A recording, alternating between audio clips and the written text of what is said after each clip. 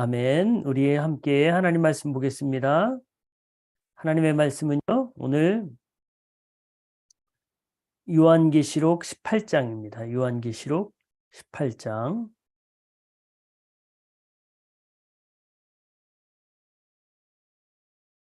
자, 요한계시록 18장. 오늘은 1절부터 8절까지입니다. 제가 읽습니다.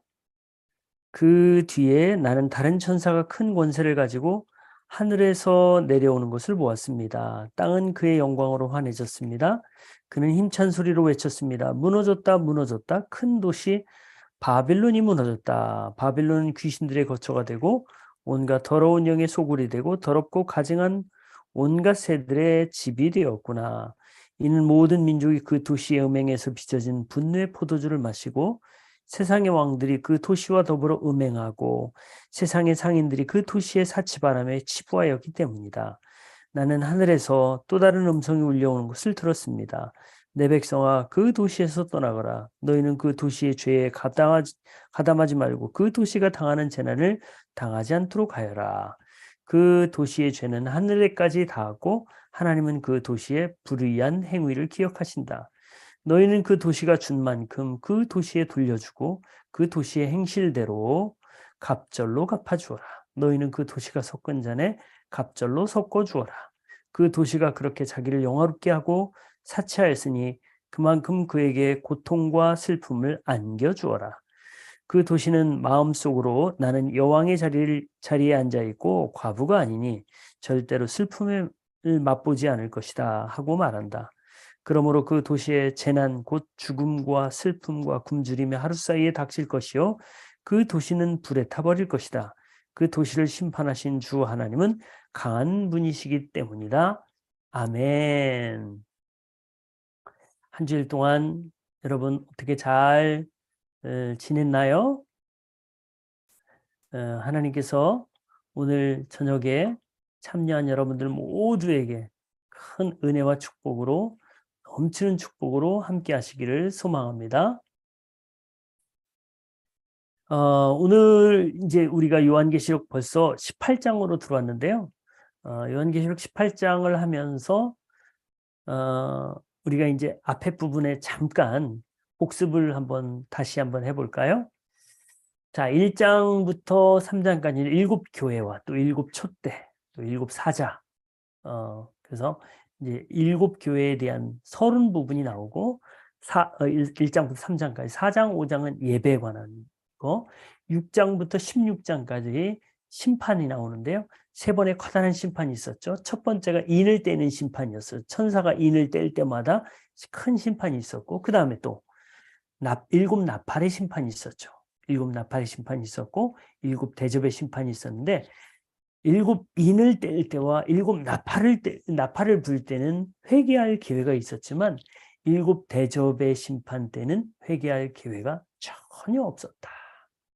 그리고 이제 17장, 18장, 19장, 10절까지가 이제 하늘의 전쟁이 나오는 거예요. 하늘의 전쟁. 그래서 이 바벨론과 그리스도와 어린 양과 사탄의 그런 세력의 싸움이 나오고요. 19장 11절부터는 이제 어린 양의 혼인잔치, 그 다음에 20장에는 천년왕국, 21장에는 새하늘과 새 땅, 이렇게 요한계시록이 정리가 되는데요. 오늘은 이제 17장, 18장 중에서 17장부터 이제 바벨론과 하늘의 영적 전쟁이죠. 바벨론과 어린 양의 그런 싸움인데요. 오늘은 이제 바벨론의 멸망, 17장, 18장 중에서 이제 그 중간에 있는 18장 1절부터 8절까지 바벨론 멸망 부분에 대해서 나오는 거예요. 자, 여러분 혹시 이런 얘기 들어보셨나요? 그 나이아가라, 이 미국에 가면 나이아가라 그 절벽이 있죠. 한국 사람들은 나이아가라에 왜 가느냐? 젊어지기 위해서 간다고 그러죠. 왜냐하면 나이야. 그러면 나이가 진짜 가는지 모르겠어요. 그런데요, 이 나이아가라 절벽에서 사람들이 사진 찍다가 죽는 경우가 많다고 그래요. 사진에 욕심을 내가지고 높은데 꼭대기에 가가지고 이렇게 사진을 찍다가 팔을 잘못 디뎌가지고 떨어져서 죽고 그런다고 그래요. 나이아가라 그 폭포뿐만 아니라 세계 유명한 그런 명소에 보면 그런 명소에서 아주 위험하게 사진 찍다가 죽는 사람들이 종종 있다고 그래요. 절벽이 아주 위험하다는 경고가 있지만 사진 하나를 찍기 위해서 그 위험한 곳에서 자기 목숨을 내놓는 거예요. 참 그거를 뭐라고 봐야 될까? 굉장히 안타깝죠. 그 사진 한 장이 목숨보다 중요한 것은 아닌데 그 위험한 장소, 위험하다고 표지판이 있는데도 불구하고 거기를 가는 그런 모습들을 보면 너무 참 무모하다 이런 생각이 듭니다. 그리고 참고로 저는 고소공포증이 있기 때문에 높은 곳에 올라가면 무서워요, 저는. 그래서 그 놀이기구 중에서도 높이 갔다가 막 뚝 떨어지는 그런 거 저는 절대 못합니다. 근데요, 이 절벽만 위험한 장소가 아니에요. 그리스도인들도 위험한 장소가 있어요. 그리스도인들이 가서는 안 될 장소, 위험합니다라고 써붙여진 그 이정표가 있는 장소가 있어요. 바로 어떤 장소냐? 바로 죄의 장소예요. 죄 짓는 장소, 죄의 자리예요. 하나님은요, 그의 백성들이 시궁창 같은 죄에 참여하지도 말고 죄와 함께 멸망하지도 않기를 바라신 분이에요, 하나님은. 그래서 그곳에서 나오라라고 말씀하고 있습니다. 오늘 우리가 말씀을 통해서 우리는 지금 어떤 자리에 있는가? 하나님이 보시기에 위험한 자리에 있는가? 하나님이 보시기에 기뻐하는 자리에 있는가? 오늘 이제 요한이 그 메시지를 듣는 그런 장면들을 보면서 우리는 어떤 자리에 있는지 살펴보아야 되겠습니다. 자, 요한이 첫 번째로 본 그 장면이 있어요. 첫 번째 본 장면이 있는데 오늘 두 개의 그런 큰 장면이 나오는데요. 첫 번째 장면을 한번 볼까요? 천사가 큰 권세를 가지고 하늘로부터 땅에 내려오죠. 천사가 등장하죠. 이 천사가 큰 권세를 가졌다. 이 권세는 누구에게 받았을까요? 바로 하나님에게 받았죠. 이 큰 권세를 하나님이 주신 거예요, 천사에게. 하나님이 이 천사에게 권세를 주셨을 때 이 천사는 그 일을 행하는 거예요. 하나님이 권세를 주시지 않으면 천사는 행할 수가 없는 거죠. 세상의 모든 일들이 사실은 사단의 활동조차도 하나님이 허락하신 범위 안에서, 하나님이 정하신 범위 안에서 사탄이 활동하는 거거든요. 그래서 이 모든 것들은 하나님의 허락하심 안에 있는 것이다. 하나님이 성도들의 괴로움들을 아실까요? 모르실까요? 당연히 아시죠. 성도들의 괴로움은 계속 영원히 지속될까요? 아니에요. 하나님이 정하신 때까지, 하나님이 정하신 시간까지 사탄이 자꾸 이렇게 장난질하고 또 사탄이 공격하고 그러지만 결국은 하나님이 정하신 시간까지밖에 못하는 거예요. 그래서 모든 권세는 하나님이 주신 것이다. 여러분, 우리의 삶도 마찬가지예요. 우리 삶 가운데 여러 가지 일들이 일어날 수 있어요. 근데 그 모든 것들은 하나님이 정하신 때까지 일어난다. 자, 그런데 이 천사가 등장하자 땅으로 등장하는데요. 이 땅이 그의 영광으로 인해서 환해지는 장면을 우리가 보게 되죠. 하나님의 천사가 나타나는 곳과 마귀가 나타나는 곳과 어떻게 다른지가 나타나요. 하나님의 천사가 나타나는 곳에는 그 영광으로 인해서 환해져요. 우리가 크리스마스 누가복음 2장 14절에 그런 말씀이 나오죠. 지극히 높은 곳에서는 하나님께 영광이요, 땅에서는 기뻐하심을 입은 사람들 중에 평화로다. 여기 기뻐하심을 입은 사람들이라는 건 뭐예요? 구원받은 사람들이죠. 구원받은 사람들. 하나님이 불러서 구원해 주신 사람들, 하나님이 선택한 사람들. 에베소 1장 4절에 보니까 창세 전에 선택했다. 이런 하나님의 선택받은 사람들이 하나님이 기뻐하신 자들인데 이 기뻐하는 사람들 가운데 평화로다. 예수님이 오시니까 평화가 되는 거예요. 왜 평화예요? 예수님이 오셔서 우리의 모든 죄를 용서해 주셨죠. 그리고 우리를 하나님의 자녀로 삼아 주셨죠. 우리가 하나님께 마음껏 부르짖고 하나님께 요구할 수 있는 그런 권세를 우리가 얻었기 때문에 우리는 평안함을 누리게 된 거죠. 평안함을 누리게 된 거죠. 그래서 우리는 평화스러운 거예요. 우리는 언제 죽더라도 하나님 품에 즉시 갈 수 있기 때문에 우리는 언제든지 평화로운 거예요. 자, 그래서 하나님의 천사가 나타나는 곳과 마귀가 나타나는 곳과 전혀 다른데, 천사가 나타나는 곳에는 뭐가 있어요? 평안과 기쁨과 사랑과 행복이 있죠. 이런 마음을 가진 사람들이 모인 곳이 어떨까요? 이런 사람들이 모인 곳에는요, 기쁨이 있죠. 평안이 있고, 사랑이 있고, 배려가 있고, 행복이 있죠. 여러분, 가족도 마찬가지예요. 가정도 이런 것들로 가득하다면 우리의 가정이 천국이 되는 거예요. 하나님이 다스리시는 곳이고 아주 밝은 곳이 되는 거예요. 하지만 아무리 큰 집에 살고 아무리 큰 차를 타고 다닌다고 해도 그곳에 평안이 없다면, 마귀가 그곳을 지배한다면 그것은 어떻게 될까요? 시궁창처럼 변하는 거예요. 서로 미워하고 다툼, 시기, 질투, 그러면서 서로 불행하게 하고 서로 원수처럼 대해요. 그래서 하나님의 천사가 나타나는 곳과 마귀가 나타나는 곳과는 전혀 다르다. 그 열매가 다르다.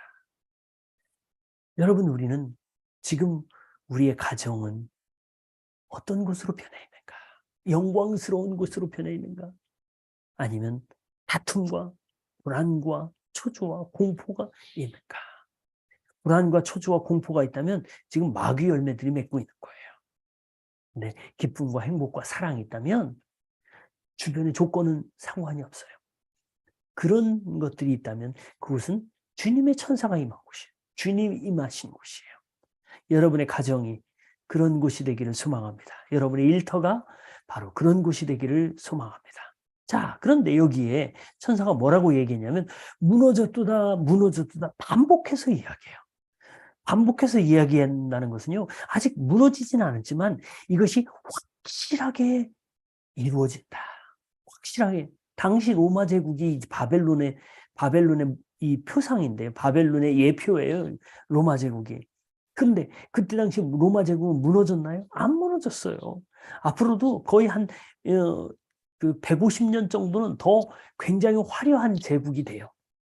그런데요, 여기서 무너졌도다, 무너졌도다라는 것은 하나님께서 반드시 심판하실 것이다. 지금은 흥왕하는 것 같아요. 지금은 잘 되는 것 같아요. 하지만 하나님께서는, 하나님의 눈에는 확실하게 멸망당할 곳으로 보이는 거예요. 멸망당하는 사람들을 보면요, 지금은 잘 사는 것 같아요. 잘 나가는 것 같아요. 하지만 멸망받을 사람들은 반드시 심판받고 멸망당한다. 히브리 9장 27절에 나오죠. 한 번 죽는 것은 사람에게 정하신 것이요, 그 이후에는 심판이 있으리니. 누구나 다 심판을 받습니다. 그렇지만 그리스도인들은 심판받지 않아요. 하나님을 반대했던 사람들은 결국 심판을 당하게 됩니다. 그래서 마귀의 영으로 인도함 받는 사람들은 마귀의 자녀가 되어서 결국 그들은 심판을 받게 되는 거예요. 어제 제가 이제 이번에 결혼하는 신혼 부부, 이들에게 결혼 교육 어제 이제 3번째로 했는데요. 결혼 교육하면서 제가 이런 얘기를 했어요. 잘 산다는 게 뭐냐? 잘 산다는 게 뭐냐? 잘 산다는 것은 큰 집에 살고 큰 차를 타고 다닌다는 것이 잘 사는 것이 아니다. 그것은 부유하게 사는 것이다. 그것은 편리하게 사는 것이다. 그거는 문명의 차이다. 문명의 차이. 어떤 집은 문명이 좀 발달해가지고 각종 전자기기, 집도 넓고 좋은 소재의 그런 옷도 입고 좋은 소재의 그런 이불, 이런 걸 하겠죠.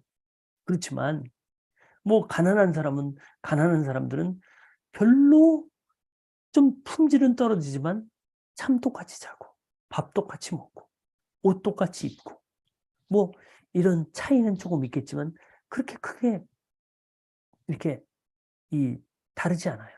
그래서 제가 어제 신혼부부에게 이야기했어요. 잘 사는 건 뭐냐? 잘 산다는 것은 우리의 마음이 기쁘고 즐겁고 사랑하고 행복한 게 잘 사는 거다. 부자로 사는 것이 꼭 잘 사는 것은 아니다. 부자 중에서도 늘 불안하고 공포에 시달리는 그런 사람들은 얼마나 많이 있는지 모른다. 제가 이제 어제 그런 이야기를 했어요. 그래서 잘 산다는 것은 뭐냐? 아내와 함께 행복한 거, 남편과 함께 행복하는 거. 여러분, 구원받지 못한 사람은 잘 살 수 있을까요? 잘 살 수 없어요. 조금 부유하게 살 수 있고 행복하게 살 수 있겠죠. 하지만 결국 마지막에는 멸망당한다. 여기 바벨론을 묘사하는 장면들을 볼까요? 바벨론을 묘사하는 장면들을 보면 귀신들의 거처가 되고 온갖 더러운 영들의 소굴이 되고 더럽고 가증한 온갖 새들의 장이 됐다. 자, 바벨론이 화려한 곳이었어요. 잘 사는 곳이었어요. 아니, 잘 사는 곳이 아니라 부유한 곳이었어요. 그리고 아주 뭔가 굉장히 흥왕한 그런 번창한 그런 도시였어요. 그렇지만 이제 심판받고 난 후에는 어떻게 변할 거예요? 귀신들의 거처가 될 정도로 온갖 더러운 영들의 수굴이고 더럽고 가증한 온갖 것들이 있는 그런 쓰레기장으로 변한다는 거예요. 폐허가 된다는 거예요. 여러분, 구원받지 못한 사람의 심판도 이와 같습니다. 화려한 것 같지만, 화려하게 사는 것 같지만 결국 심판 때는 비참하게 된다는 거예요. 성경에 천국잔치에 초대받은 사람들의 모습이 나오죠. 초대받은 사람들을 막 초대하니까 처음에는 초대받은 사람들이 뭐라고 해요? 초대받았다는 것은 이미 약속됐다는 거거든요. 유대사회에서는. 근데 약속을 해놓고도 이들이 약속을 안 지킵니다. 나는 장가 가야 되고, 나는 소도 사야 되고, 나는 일도 해야 되고, 밭을 갈아야 되고, 여러 가지 핑계를 답니다.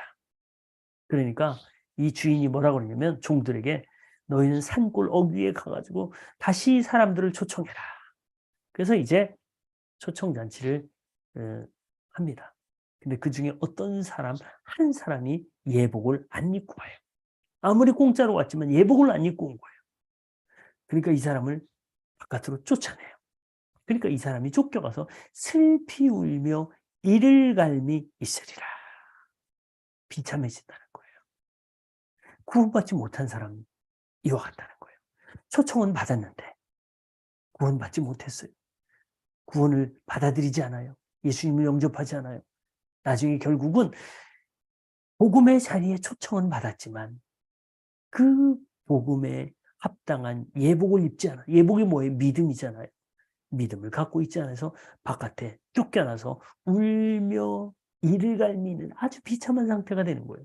구원받지 못한 사람이 이런 상태가 되는 거예요. 왜 더럽고 가증한 것들의 소굴이 되었을까요? 왜 그 화려한 곳이 더럽고 가증한 것들의 소굴이 되었을까요? 우리 3절 한번 다 같이 읽어볼까요? 18장 3절. 이는 모든 민족이 그 도시에 음행에서 빚어진 분노의 포도주를 마시고 세상의 왕들이 그 도시와 더불어 음행하고 세상의 상인들이 그 도시의 사치 때문에 치부하였기 때문이다. 아하, 3절에 합독해 보니까 모든 민족이 그 도시의 음행에서 빚어졌다. 진노의 포도주를 마시고 세상의 왕들이 그 도시와 더불어 음행했다. 세상의 상인들이 그 도시의 사치 때문에 그 사치 바람 때문에 그렇게 됐다. 여기서 음행이라는 것은 우상숭배를 이야기하죠. 하나님이 가장 싫어하는 게 뭐예요? 우상숭배예요. 우상숭배. 우상숭배라는 게 뭐예요? 하나님보다 더 중요한 것들을 앞에 내세우는 거예요. 어떤 사람은 자기 자식이 우상이 돼요. 어떤 사람은 돈이 우상이 돼요. 어떤 사람은 일이 우상이 돼요. 어떤 사람은 여러 가지 자기의 취미가 우상이 되고 자기의 놀이가 우상이 돼요. 이런 것들이 우상이에요. 하나님보다 하나님을 섬기는 것보다 자기의 삶의 우선순위에 내세우는 것들이 우상숭배예요. 주인이 잔치에 초청하자 사람들이 뭐라고 얘기해요? 초대받은 사람. 나는 장가 가야 돼요. 나는 소도 사야 돼요. 나는 장사도 해야 돼요. 하면서 밭을 갈아야 돼요. 우선순위를 자기의 일로 내세웁니다. 하나님의 일, 하나님의 초청장 따위는 필요 없다. 자, 그래서 우선순위가 하나님이 되어야 된다. 자, 하늘에서 또 다른 음성을 듣습니다. 천사가 내 백성아 그 도시에서 떠나거라. 그 도시에 지금 하나님의 백성들도 살고 있는 거예요. 근데 그 도시에서 이제는 떠날 때가 된 거예요. 떠나라. 왜냐하면 그 도시의 죄에 가담하지 말고 그 도시가 당하는 재난을 당하지 않도록 해라. 그 도시에 계속 있으면, 왜냐하면 그 도시에 계속 있으면 그 죄에 가담할 수밖에 없어요. 죄를 지을 수밖에 없어요. 그러다가 그 도시가 당하는 재난을 함께 당할 수밖에 없어요. 여러분, 아브라함의 조카 롯을 보죠. 롯이 소돔과 고모라에 살고 있었죠. 계속 그 성에 남아 있었다면 롯의 운명은 어떻게 됐을까요? 그는 당연히 멸망당합니다. 왜 그럴까요? 거기에 계속 머물고자 하면 거기 있는 사람들과 도매금으로 한꺼번에 같이 멸망당할 수밖에 없는 거죠. 다행히 하나님의 천사가 롯을 찾아와서 롯 빨리 피해. 그래서 롯이 도망갈 수 있었던 거예요. 어떤 사람이 화산 분화구 옆에 아주 멋진 집을 짓고 살았대요. 근데 어느 순간부터 이 화산이 움직이기 시작한 거예요. 이 화산이 이제 막 폭발하기 직전에 여러 가지 그런 현상들을 내는데요. 처음에 이제 수증기를 내기도 하고, 그 다음에 이제 용암을 가끔 내뿜기도 하고 그래요. 근데 그 사람이 이제 화산 분화구 옆에 멋진 집을 살고 이거 싫어해요. 그 멋진 집을 짓고 살던 사람에게 정부에서 공무원들과 친구들이 와서 이사하라고 그런 거예요. 계속. 여기는 위험하다. 이 화산이 폭발하면 용암이 이쪽으로 흘러온다. 그렇기 때문에 빨리 대피하라 라고 했는데 이 사람이 끝까지 대피하지 않았습니다. 왜냐하면 자기 집을 너무 사랑한 거예요. 그 분화구 옆에 지었는데 그 집이 너무너무 예쁘게 지은 거예요. 그리고 너무 경치가 좋은 곳에 지은 거예요. 근데 나중에 어떻게 됐을까요? 나중에 이 화산이 폭발했어요. 그리고 아니나 다를까 그 용암이 그쪽 지역을 덮쳤습니다. 그리고 그 사람은 거기에서 즉사인 거예요. 왜 그 위험한 곳에서 사람들이 위험하다고 했는데도 그곳에서 그 사람은 나오지 않았을까요? 왜 그럴까요? 집이 너무 예뻐서 그랬어요. 집이 너무 예뻐서. 사람들이 왜 죄에서 빠져나오지 못하는지 알아요? 죄가 주는 매력이 너무 예뻐서. 죄가 너무 예뻐 보여서. 죄의 달콤함이 너무 좋아서 그 죄에서 빠져나오기 싫은 거예요. 여러분, 하나님은 지금 우리들에게 뭐라고 얘기하시냐면 그것을 떠나라는 거예요. 죄에 가담하지 말라. 그 도시가 당하는 재난을 한꺼번에 너도 거기에 계속 있다가 그곳에서 당하지 말라. 가장 중요한 것은 그곳을 떠나는 거예요. 죄가 있는 곳을 떠나야 되는 거예요. 집이 예쁘다고요? 집이 아름답다고요? 여러분, 죄가 있는 곳에서 내가 아무리 멋진 것을 지어 놓아도요, 죄가 있는 곳에서는 아무 소용이 없는 거예요. 결국 그 도시가 멸망당할 때 그 모든 것들이 다 멸망당하는 거예요. 왜 그 도시가 심판을 받을 수밖에 없나요? 그 죄가 하늘에까지 닿았다는 거예요. 하나님이 그들의 행위를 기억하신다는 거예요. 여러분, 하나님은 우리의 모든 것들을 다 기억하셔요. 여러분, 이 사실을 믿습니까? 하나님은 모든 것을 기억하셔요. 여러분이 선을 행한 것도 기억하시고 여러분이 악한 마음을 품은 것도 기억하셔요. 하나님은 다 기억하고 하셔요. 하나님이 인내하실 거예요. 인내하실. 죄가 가득 찼을 때 그것을 하나님 반드시 심판하신다. 그들의 행위를 하나님이 기억하신다. 하나님은 선을 행하는 것도 기억하시고 악을 행하는 것도 기억하셔요. 하나님의 기억 속에 여러분이 좋은 것들만 하나님께 기억시켜 드리는 그런 여러분들 되기를 소망합니다. 자, 이제 하나님이 심판하시죠? 어떻게 심판하시냐? 천사들에게 이야기하죠. 너희는 그 도시가 준 만큼 도시에 돌려주라. 어허. 하나님이 계산하신 것만큼 이 천사들이 그 도시에 그 심판을 내리는 거예요. 그 행실대로 갚아주는데 갑절로 갚아준다는 거예요. 갑절로. 심판의 강도가 아주 세다는 거예요. 그 행위에 갑절로 갚아주고 그가 섞은 잔에도 갑절이나 섞어서 심판하신다. 그럼에도 불구하고 사람들이 뭐라고 얘기합니까? 7절에 보니까 제가 7절 읽어드릴게요. 사람들이 마음속으로 그 도시는 나는 여왕의 자리에 앉아있고 과부가 아니니 절대로 슬픔을 맛보지 않을 것이다. 나는 여왕의 자리에 있어. 나는 불행하지 않아. 나는 왕이야. 지금 내 자랑거리가 여기에 있어. 사람들은 여전히 자기 자랑을 합니다. 과거의 이력을 자랑해요. 내가 어떤 학교를 졸업했는데, 내가 어떤 일을 했었는데, 내가 어떤 사람인데, 교만과 사치를 부립니다. 오늘날도 사람들은 하나님의 임박한 심판 앞에서 자기 자랑에 열심히 사람들이 얼마나 많이 있습니까? 내가 과거에 이런 사람이었어. 내가 이런 사람이었어. 그런데요, 하나님의 심판 앞에는 그런 모든 것들은 소용없는 거예요. 그렇게 엄청난 교만과 사치가 하루 만에 멸망할 만큼 하찮은 것이기 때문에 그래요. 재난은요, 오늘 성경에 보니까 8절에 제가 읽어드릴게요. 그러므로 그 도시의 재난 곧 죽음과 슬픔과 굶주림이 하루 사이에 닥칠 것이요. 재난은 언제든지 한꺼번에 닥칠 수 있는 거예요. 한꺼번에 그 모든 교만과 사치가 하루 만에 멸망할 만큼 하찮은 것이 된다는 거예요. 재난은 한순간에 다 닥쳐버릴 수 있는 거예요. 스스로 강력한 왕이야라고 자랑 소용없어요. 결국 다 바벨론은 멸망할 수밖에 없습니다. 여러분, 하늘의 전쟁을 보면서 어린 양과 이제 바벨론과의 이런 싸움을 보면서 여러분, 우리는 어떻게 살아야 되는가 한번 생각해 봤으면 좋겠어요. 오늘도 바벨론은 계속 우리를 성도들 넘어뜨리려고 합니다. 예배 자리 가지 못하게 합니다. 계속 자기의 삶의 우선순위를 내세우라고 합니다. 하나님의 나라와 하나님의 의? 그게 너한테 무슨 소용인데? 라고 마귀는 계속 우리를 부추깁니다.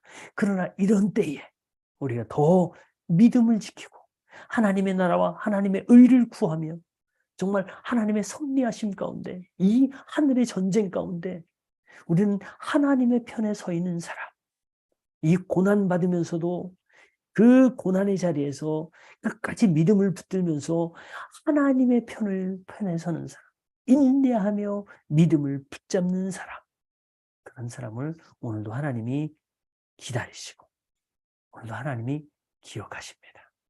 저는 우리 에피스교회 모든 지체들이 이 마지막 때에 이 하늘의 전쟁이 있다는 거, 하늘의 심판이 기다리고 있다는 사실을 깨닫고 죄의 자리에서 떠나서 그들과 함께 멸망받는 자들이 아니라 하나님의 편에 서서 축복받는 저와 여러분들 되기를 소망합니다.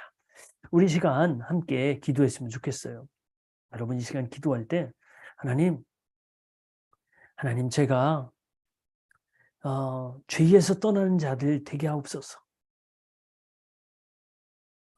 정말 하나님이 기뻐하시는 자리에 하나님께서 원하시는 자리에 있는 자들 되게 하옵소서. 우리 이 시간 잠시 한 2, 3분 정도 나의 나라와 나의 의가 아니라 우상이 아니라 하나님을 우선순위로 두는 자가